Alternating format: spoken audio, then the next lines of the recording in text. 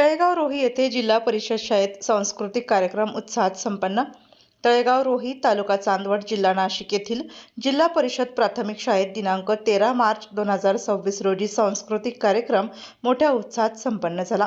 कार्यक्रमात इयत्ता 1ली ते 4थीच्या विद्यार्थ्यांनी विविध गीते, नृत्ये, नाटिका व देशभक्तीपर सादरीकरणाद्वारे उपस्थितांची मने जिंकली। कार्यक्रमाची सुरुवात गणेश वंदनेने करण्यात आली।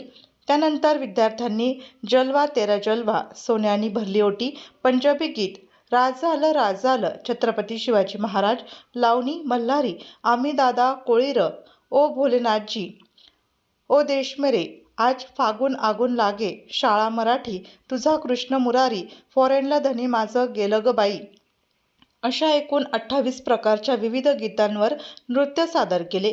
तसेच गोरा कुंभार ही नाटिका विद्यार्थ्यांनी सादर करून प्रेक्षकांची विशेष दाद मिळवली।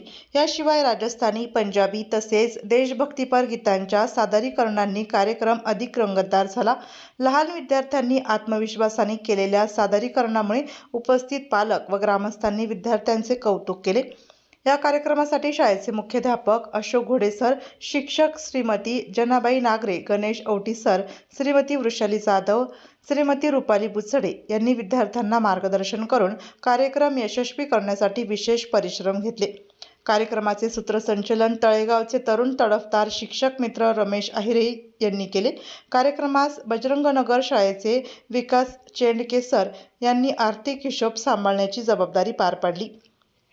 यावेळी शिक्षण विस्तार अधिकारी तथा काजी सांगवे केंद्राचे केंद्रप्रमुख उबाळे साहेब व शिक्षक नेते सुनील सोनवणे सर उपस्थित होते।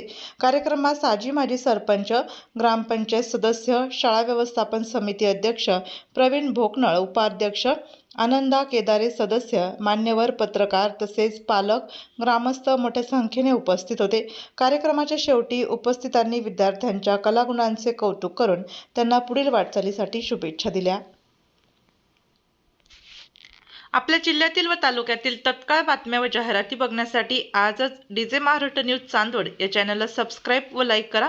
तसेच प्रत्येक ठिकाणी अनुभवी प्रतिनिधी नेमणे आहे, तरी संपर्क साधा 9822 49 99 40 89 83 1504 60। मुख्य संपादक देविदास जाधव।